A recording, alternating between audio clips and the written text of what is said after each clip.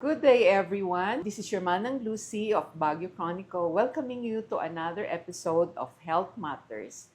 Today, we're going to focus on dementia and Alzheimer's disease. And with us today is a young doctor. She's a specialist on dementia. She had her basic training in medicine at the St. Louis University Medical School and had her specialization at the Baguio General Hospital Medical Center for her neurology. No? Yes, So ma'am. she's a neurologist first, and then had her subspecialization in dementia at the St. Luke's Hospital in Manila. Okay, welcome, Doc Joyce. Thank you po, Manang Lucy. Hello po sa ating viewers. Welcome po sa ating podcast ngayon on dementia. Yan. Okay. So, I'm so happy to share kung ano rin po yung napag-aralan natin sa dementia at kung may mga katanungan po kayo.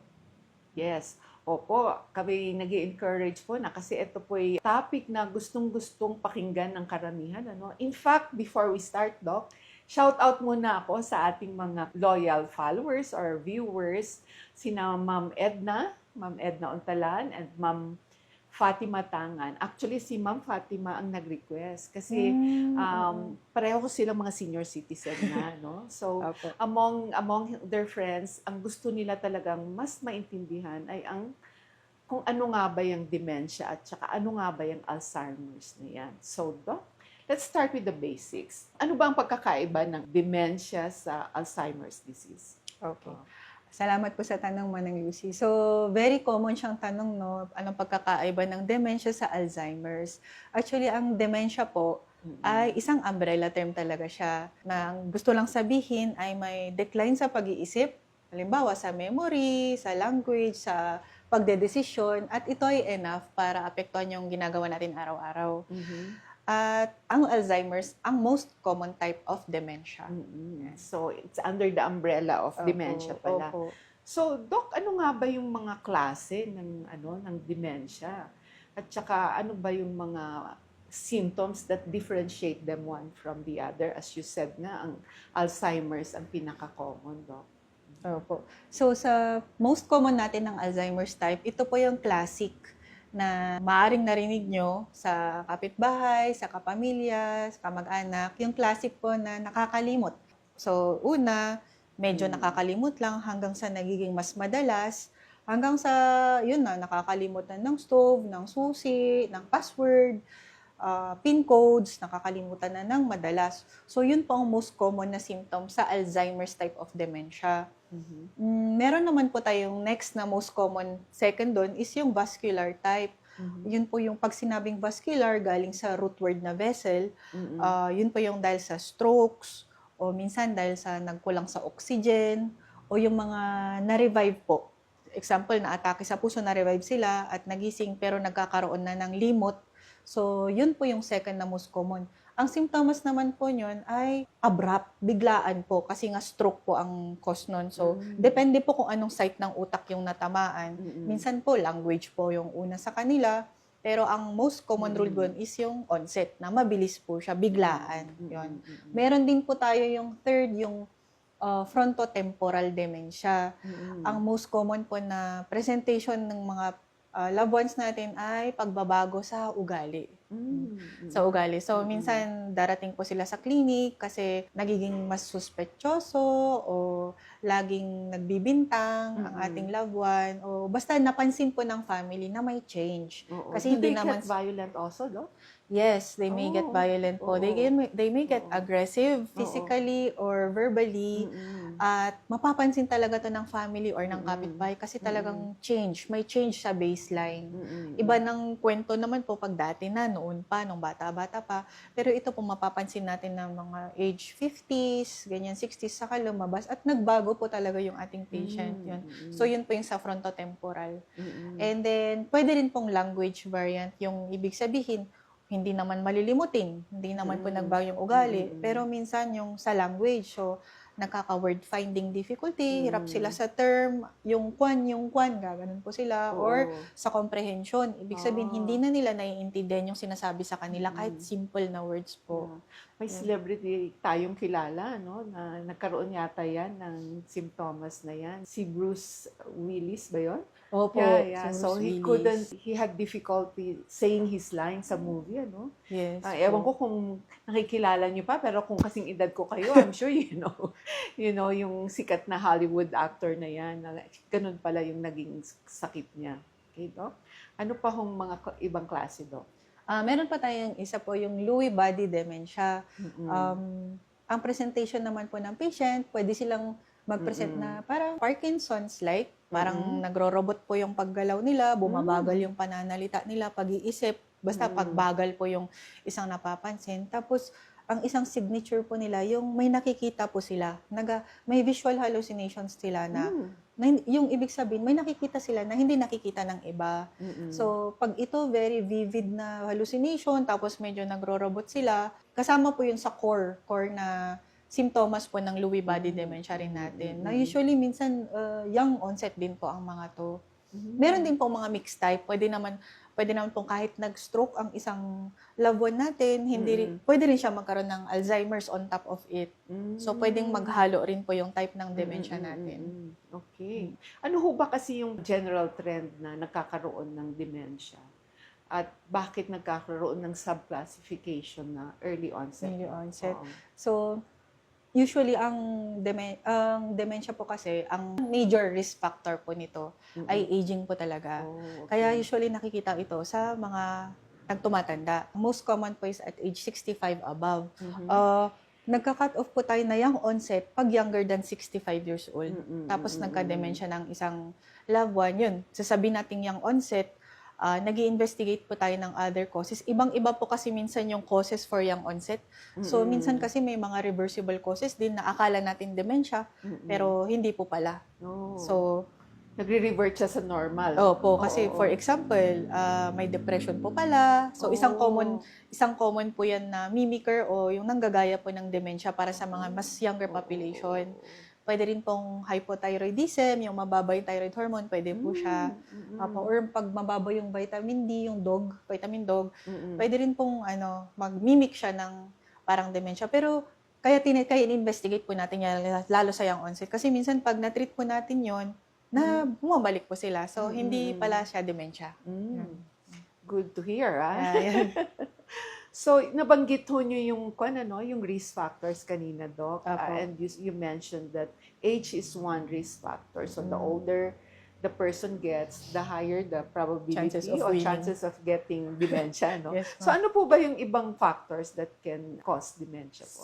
Okay, so aging is the major risk factor and that's what we can control. But we have a lot na we can control. So almost 50% po pwede nating makontrol. Ang risk natin na magkaroon ng dementia. So pag sinabi kasing risk, ibig sabihin may chance ka na magkaroon nito. Pero may chance din na hindi. Kaya pwede nating i-modify yung risk factors na to. So ang most common pa rin is usually kung ano po yung risk factors, ma'am, sa atake sa puso, sa high blood, yun din po ang risk factor sa dementia. Katulad ng high blood, yung hindi po nakokontrol na BP. Yan po. Kaya aggressive po tayo na nagche-check sa ating elderly, sa ating loved ones, sa mga kasama sa bahay ng BP. Dapat may BP up po ang bawat bahay. Yun. Tapos yung pag-control po ng diabetes or sugar. Yan. Yung physical inactivity po natin. So kapag nakaupo ka ng 4 hours na diretso, lifestyle po yun, risk factor po yun magka-dementia rin. Pag, yung obesity po natin. So, dahil sa lifestyle nga na puro fast food, hindi na tayo gumagalaw masyado, digital na lahat. Ang obesity po ang isang binabattle natin ngayon. Risk factor din po siya sa dementia kasi. Opo. So, hindi lang pala sa diabetes or kung yes, ma'am. Oo. Kasi po, kung ano yung vascular risk factors na to, inaapekto din kasi niyan yung blood supply sa ating utak. Kaya kapag na-control natin to, almost 50% madidecrease natin yung risk na magkaroon ng dementia. Aside from this, ma'am, yung social isolation. So, maganda po na makisalamuha tayo, nakikipag-activity, kung may senior citizen activity, may advocacy, lalo yung advocacy. Kasi may motivation, may goals po tayong kahit na senior citizen. Hindi dahil sa nag-retire po, wala tayong gagawin.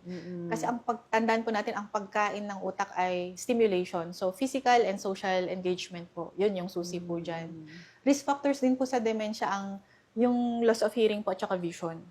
Opo. Kaya ini-screen po natin sila. Kasi tandaan po natin, ang vision and hearing, mga means po of learning yun. And lifetime po ang learning natin.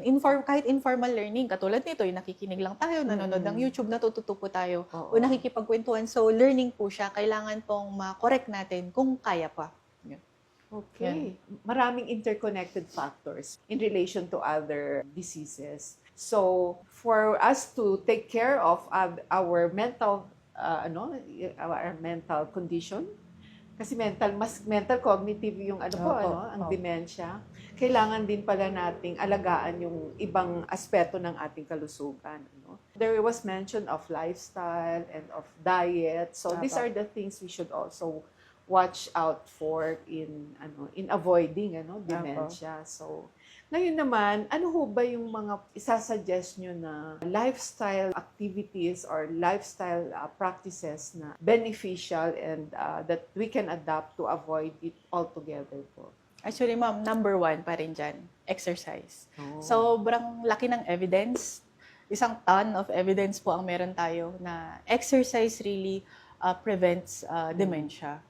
Siyang may highest evidence. Actually, kahit i-google ninyo, exercise pa rin lumalabas. Ang exercise kasi, kapag na-meet natin yung talagang requirements ng exercise, ito po kasi 150 minutes in a week. Oo. Actually, kung i-breakdown natin yan, para kasi ang haba nun, pero pag i-breakdown mo in a day, di ba? 30 minutes a day lang siya. So, attainable po siya. Hindi kailangan sa mga hindi nakakapunta sa gym, hindi kailangan kahit na yung daily na ginagawa natin, walking. So, choosing the stairs instead sa escalator. Mahirap na yun ngayon. Effort na po kasi talaga. So, exercise po ang isa. Ang reason po dito ay kapag nag-exercise tayo, lumalabas po yung growth factors para sa ating brain din. Nagiging sariwa po yung dugo na pumupunta sa ating utak. So, it really is very protective for dementia. Kahit na may dementia na rin po tayo, it will help us revert sa decline at saka itatry i-maintain kung ano yung current status ng ating memory. Aside from that, overall health na rin po yun. Yung mga issues na frailty, para hindi po tayo very frail. Pagtanda, maganda pa rin ang muscle tone ng ating bones. Marami pong ma-address ang exercise. So, top of the list, always exercise po yan. Kahit walking lang, Opo, kahit walking po yan. Brisk walking. Yung hindi po siya leisure walk. Yung walk na ma-feel yung umiinit po yung katawan. Pinapawisan kayo ng konti. Yun po ang walking na maganda for exercise. So aside from that, of course, stimulation. Sabi ko kanina, social stimulation. So yun na yung physical yung una, social stimulation. So anything po na stimulating sa atin, may activity tayo, may binabantay na store, nagtuturo tayo sa apo, meron tayong advocacy, may consultancy tayo pa rin. So, ang rule dyan is don't retire. May mandatory retirement po talaga. Pero ang ibig sabihin is, may ginagawa ka pa rin kahit na tapos na tayo sa work. Kahit community service, di ba? Opo. Maging active tayo sa mga barangay natin. Yes, ma'am. Actually, yun yung isang kinakampaign namin sa ating senior citizen. Sana maging active tayo sa community, sa church, kung may advocacies tayo. Kasi aside from yung cognitive natin na reserve, ma-maintain natin, it also boosts our mood. Nagiging happy po tayo. Kasi kahit saang anggulo tignan, every time we help, we really feel happy. So aside from the two-in-one na siya, aside from the mood na we will be happy and fulfilled, na-maintain din natin ang pagiging sharp ng ating brain. You mentioned fulfilled, parang kasi different stages ng buhay natin, iba-iba ang source of fulfillment natin. Yes, so, ma'am. sa mga kapareho kong senior citizens dyan, being active and being of service to our community is one very good source of fulfillment at our age. Yes. So, what about sa diet, Doc? Kasi ang balita ko, may rine-recommend na kind of diet for patients with dementia. Well, sa diet naman po, we have the mind diet. We have, kung naririnig nyo, may Mediterranean diet, may DASH diet, may mind diet. Pero yung pinagsama-sama nila, yung mind yun. Okay. So, Kapag titignan nyo, i-google, i-research natin, halos pare-pareho yun po yung gustong sabihin ng mga diets na to. Ang gusto lang sabihin is low salt, Mm. low fat, Mm-mm. less po sa red meat, Oh, okay. more of the greens. So, Maraming green. gulay. Opo. Oo. Less processed food po. Mm. So, usually halos, kasi yung oils natin, kasi sinasabi dun, olive oil, syempre, ang mahal po nun. Pero Oo. basta ang punto nun, less fat.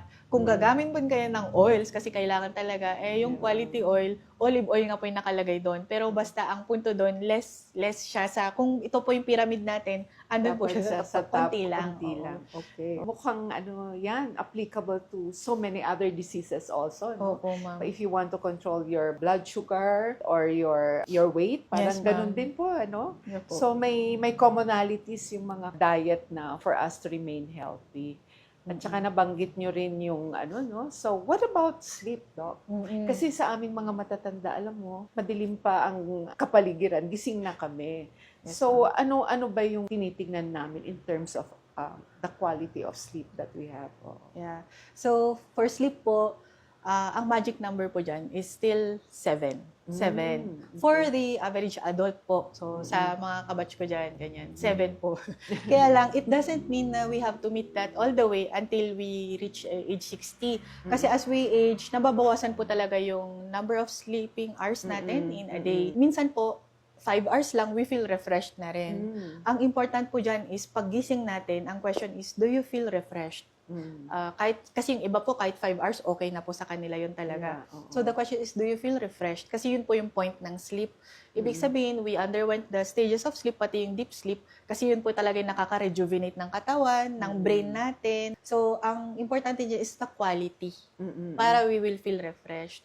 Kaya minsan po, may mga pupunta rin sa clinic na memory po ang problem. So, lalo na kung medyo bata po, we look at the sleep pattern, the stress level. Kasi minsan yung sleep po, pag na-correct, gumaganda na po yung memory din natin. Kasi kailangan po kasi talaga ng good sleep para ma-consolidate yung memory. Ang ibig sabihin, example, parang sa semento, kailangan mapatigas po siya. Tama? So, sleep po yung gagawa nun. Pag maganda po yung sleep, mapapatigas yung semento, magiging solid po yung memory natin. Okay. So, in terms of stress naman, Doc, ano No. yung retirees normally experience less stress. Yes, but ma'am. it's not true for all. How do you manage stress for the elderly to avoid dementia? Kaya nga. Oo. Actually, ma'am, stress is a risk factor talaga. Oo. Kasi pag titignan natin yung chemistry sa utak, talagang may mangyayari sa brain kapag matagal na yung chronic stress ang tagal. Example, kung mataas po yung cortisol, yun po yung hormone na stress tayo, liliit po talaga yung harap ng utak natin sa frontal lobe. Kaya meron pong effect talaga ang stress. So definitely, maraming evidence po yan. It can cause cognitive decline po talaga. Ngayon, ang question is how we cope with stress. Yan. Yes. So, we have a lot of coping. Oo. Sa ating senior citizens po, if you feel some stressor na you cannot cope with, kasi lahat po ng time we have coping, Oo. it's best pa rin to talk to someone, or if hindi po kaya, is talk to a professional na lang po para we can assist you kung ano man yung stressor ninyo. You know, I had a recent talk with DENR, mental health awareness. Well, but these are the guys sa transportation team nila. So they have different stresses. But one of the things that we discussed there, yung mga deep breathing exercises. These are for the less severe stress siguro. You know? Can the elderlies also use that? Yes, like yoga, definitely. alam mo yun, meditation. Definitely, ma'am, yes. Those are very good coping strategies po na we go out and try to do physical activity, yoga, we try to calm ourselves, we go out and have a chat with friends, you're confident, you have coffee with them, by Burnham Lake, or pupunta tayo nature, sa access to nature, to natural environment. Yeah, like forest bathing ba sa ating Janhay Yellow Trail and other trails? Yes, definitely po. Actually, isang part din po yan sa establishing po dementia-friendly communities, ma'am, yung having access to natural environment. Para may pupuntahan sila, they can mobilize, and mas marami pong engagements kasi pag we have avenues na ganito for them. Open spaces, yung not so stimulating na areas, ganyan po. Like any other disease, ang dementia ba ay critical din ang early detection? Yes, ma'am. That's what we're campaigning for kasi mababa po yung awareness sa ngayon, ma'am. Kaya kung magtataka po tayo, mababa po yung census na nasusulat sa dementia. Kung ilan lang, napakababa po ng census. And the reason is there is really low awareness. Sa family level, mababa rin po. So, may tendency ka tayong to tolerate. We tend to tolerate or normalize yung symptoms. So, sometimes they go to the clinics pag moderate to severe na po yung symptoms ng patient. Parang later stage na. Yes, ma'am. Kaya we're campaigning and we're trying to educate po everyone tungkol sa symptoms po natin na if you see there's a red flag, if there's a decline, go to your favorite doctor. Para tayo lahat aware, ano ho ba yung mga early symptoms na pwedeng, eto, nag-onset na, oo. Pwede kaya nating i-explain ng briefly yung, Okay, ma'am. yung mga dapat early symptoms to look out or watch out for? Oo. Yes po. So, ang tatandaan natin dyan is yung may pagbabago or may change. So, dapat malaman natin yung baseline ng ating loved one. Usually, yung nakakaalam is a family member or yung caregiver, yung kasama lagi sa bahay. Mapapansin po nila may nagbago. At kung ano yung pagbabago na yun, usually, most common pa rin is memory. So, depende. Minsan, relatively, for example, pag executive po kasi ang ating loved one or may-ari ng kumpanya, hindi po masyadong napapansin pa. Kasi nga ang taas ng cognitive reserve or parang highly functional sila. So, napapansin na lang kapag medyo malala na. Pero kapag na-detect po natin yung may change, minsan pero yung family, yung patient mismo magsasabi, if there's a change sa memory, mas madalas. So, if we use those adverbs, no, most common na, mas madalas na, halos araw-araw na, consistent na po, that's a red flag. No? Kumpara, kilala natin siya, sharp siya dati, professor dati, alam niya nga magsukli dati, siya nga ang bahala sa bills dati, pero ngayon hindi na kaya yun. Red flag po yun. So, aside from memory, sa memory, yung paulit-ulit po ang sinasabi. Kasasabi lang niya ngayon, uulitin niya yung kwento niya after 5 minutes. Classic po yun. Nakakamiss tinatawag natin kuminsan, ang kulit na Opo, yung makulit. Yun po. Oo. Tapos kapag nakaka-misplace palagi, lalo po yung important na mga bagay, isa rin po yun. Yung, isa pa po yung appointments po na dati naman sharp siya, ngayon kahit may kopya, nakakalimot po sila. Yan. Tapos pwede rin po sa orientation, hindi na po alam ang buwan, nalilimutan na nila ang petsa. Anong araw ngayon? Opo, anong araw ngayon. At yung classic po yung nawawala. Yung kahit sa familiar places po, kahit yung dating rota nila sa pag-uwi, nakakalimutan po nila, nawawala. Yes po, naliligaw po. Yun. Okay. Tapos yun po, sa pagdedesisyon, yung judgment and problem solving po natin. Part po yun ng executive function, yung how to meet a goal. Yun po. So kung makapansin po natin, pati pagdedesisyon nila, parang may problema na. So kung tatanungin natin, sa tingin nyo ba, magtitiwala pa ba kayo kung magde-decide ang loved one ninyo, kunwari magbenta ng lupa, etc. Pag ang sagot ay hindi na, red flag po yun. Nabanggit niyo yung mga symptoms ng early onset. May mga test ho ba? Yes po. Pag once na they come to us and they tell us they have a problem with their memory and it's confirmed by a loved one, so we test them also, ma'am. May tools po tayo sa clinic to test them and then we rate them. And then after that, we recommend some diagnostic tests to support our diagnosis. So, tama po yan. Isa po is imaging, katulad ng MRI or CT scan. Minsan po kasi may mga mimickers, sabi ko ngayon may mga nanggagaya ng sakit ng demensya. Akala po natin demensya na Alzheimer's, pagka CT scan or pagka MRI, may bukol po pala. May tumor. Opo, may tumor po pala. Or may pilat po pala, nagkaroon ng pilat nung nahulog 10 years ago, etc. So, pwede po kasing may iba tayong makitang finding or pwedeng i-confirm nun yung iniisip natin na demensya. Aside from that, pwede pong may blood test din tayong pwedeng mga gawin to exclude yung ibang reversible causes po. Okay, so marami palang tools to determine and to confirm. Doc, ito kasing pagkakaroon ng dementia na member of the family or, mga magulang ng mga younger people, ay it can pose a challenge, particularly yung nag-aalaga.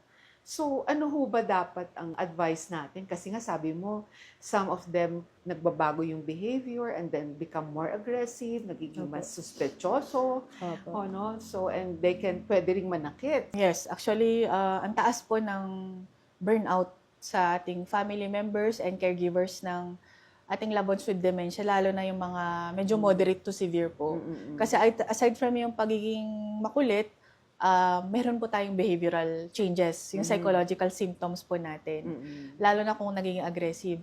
So, ang ginagawa po namin is we really do meeting with the family and we try to educate them para alam po nila yung papatulan at hindi, na it's not really personal. Kasi sometimes the patients themselves, they will tell a lot of things na masakit na rin po. Like, example, minsan sasabi nila, kailangan mo kasi ang pera ko, mga ganyan po. So, personally, masasaktan. Kasi tao pa rin naman po tayo. Kahit na alam mo na part to ng dementia, pero masasakit po yung nasasabi. So, we try to brief them also, debrief them. Then we try to educate them tungkol sa condition para mabawasan po yung kanilang stress tungkol sa sakit na to. Kasi pag naintindihan na po nila yung sakit, ang laki po ng bawas sa stress. 50% na mabawasan po yung stress nila. Aside from that, we teach them skills how to communicate with them. So, example, and how to deal with them. Example, meron po tayong loved ones with dementia, nakakakita ng, nag-hallucinate na po, nakita ng pusa. Kung benign naman po yung hallucination like pusa lang o aso, hayaan nyo na, let it go. Huwag na po tayong makipagdebate. Parang yun po yung tinuturo natin sa kanila. Kasi may stress lang, mag-aaway lang po talaga kayo kasi hindi po kayo mananalo sa debate sa ating loved one with dementia. Kasi sa kanila, totoo po yan. Kasi utak po nila yung gumagawa na yung nagde-degenerate na brain. Ang rule po natin dyan is, if the behavior is causing already harm to self or harm to others, then we really give medications na po to control the symptoms. Yeah. Yun po yun. So, kung may nasasaktan na po, katulad, example siya, munti ka ng tumalon, o na may nahahampas na po siyang mga loved one because of the symptoms, it's best po na mag-start po tayo ng medications po. Ang nakikita ko rin na isang malaking tulong from family members is being inclusive. Kasi yung nabanggit mo nga kung minsan may isolation ang people who are aging. Yes, ma'am. So, kung pasyalan, kung minsan kasi, cumbersome yung mahirap maglakad si daddy o si mommy, Mabagal kahit maglakad. mabagal, di ba? Kailangang alalayan. But I think these are important things, particularly kung may mobility issues na yung, yung person at saka so they can actually help them avoid it by providing social stimulation. O pag dumating naman kayo sa inyong mga bahay, Nay, Tay, andito na po ako. Kumusta po ang araw nyo? We encourage them still to go out, to do their usual activities. Kaya part kasi ng interview is we ask ano yung hobbies nila dati? Ano yung gustong-gusto nilang gawin? Gustong-gusto ba niyang mag-bake dati? Gustong-gusto niya namamasyal, nagsha-shopping? So we encourage the family to continue with that as long as safe. Ang role na po kasi natin for cases ng dementia na moderate to severe will be quality of life na po. We like them to enjoy kasi kahit may dementia po sila, they have emotions. They still feel happy, they feel sad, they feel frustrated. Sometimes pinuputulan natin sila ng ginagawa kasi nga mali-mali na yung gawa. Just let them. You focus on the process, not the outcome. For example, sa household chores, gusto nilang magtanggal ng talbos ng sayote. Huwag na nating i-critic pag mali-mali. Parang ganyan. So just let them, ganyan. Kung gusto pa rin magwalis, just let them.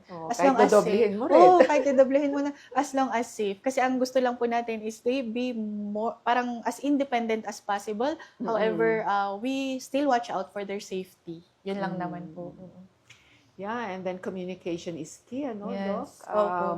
Ang nabasa ko ay pag kinakausap daw sila, dapat may eye contact. Kasi kung minsan nakikipag-usap tayo, don't even look at the person, di ba? Yes. And then to help them focus as well in the conversation. So, before we end the conversation, ano ho ba yung mga bago or existing po na paraan to treat this kind of disease? No. Is it reversible or is it just, you just manage it na lang? Ano po ba yun, Doc? Actually, until now, sa buong mundo, there is no cure for Oh, dementia. okay. Yeah, that's Oo. the sad part. Kaya we are aggressive po sa ating campaign to prevent dementia, to detect early. Kasi until stage 1 or mild po, we can reverse in a way. Marami po tayong pwede pang ma-reverse. Pero pagdating po ng moderate to severe, mahirap na po talaga tayong mag-reverse dyan. Kaya we're really campaigning for early detection and prevention po. For the medications na available, we have medications po. Dito sa Pilipinas, dito sa atin, sa Baguio, sa pharmacies natin, meron po tayo to control the symptoms and to help in a way sa ating memory. Ang dami pong nagsasabi na kung hindi man yung memory yung nag-improve, at least yung behavior po nag-improve. And then we have the anti-amyloid therapy. Ito po yung disease-modifying. Wala pa po sa atin dito, ma'am. Pero itinatry pong ipasok sa country natin. So far, ang nearest po kasi na meron, kung may patient tayo na positive sa Alzheimer's is, Singapore po talaga eh.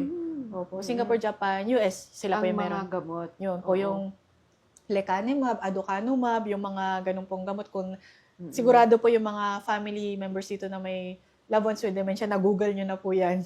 So, meron po yan. Tinatry pong ipasok dito next year or 2026. Sana nga po makapasok na siya. Oo. Yun po. Pero hindi po siya cure. Kung may protina lang po na na-deposit, itatry po niyang tanggalin. But there will still be deposition. Pero at least, mababawasan po yung symptoms ng ating loved one, lalo na kung bata po yung onset. Kung very young onset tayo, we're really aggressive po. We really discuss po until sa point na mag-amyloid imaging sa NCR, and then ang treatment po sa ibang bansa. Umaabot po talaga kami sa ganong discussion.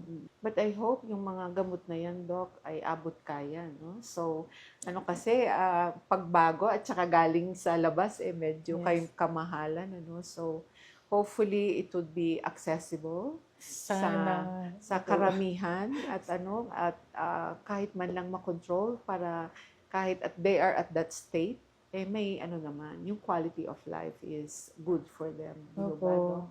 Sana po talaga. Sana. Sana po.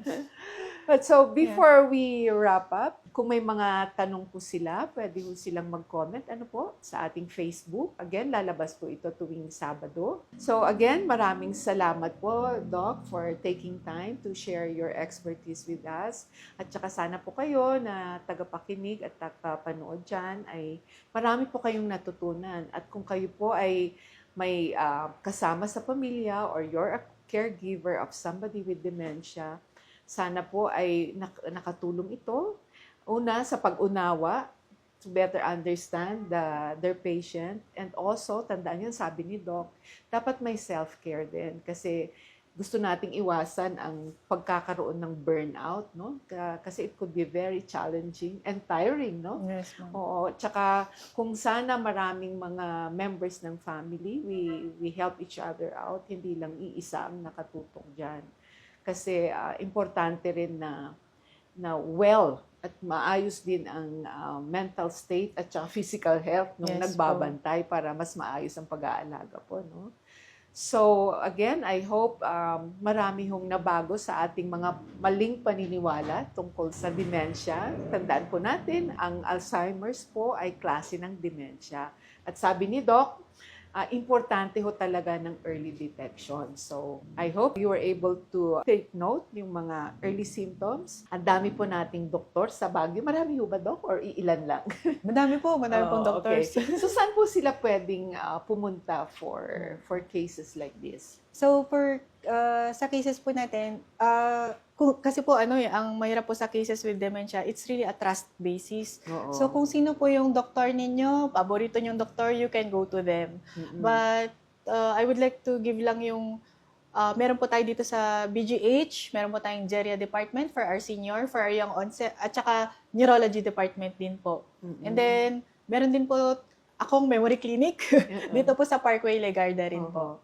Okay, so with that, again, thank you, Doc Joyce, at saka marami ring salamat po sa inyong pakikinig. Kita-kita tayo ulit sa sunod na Sabado.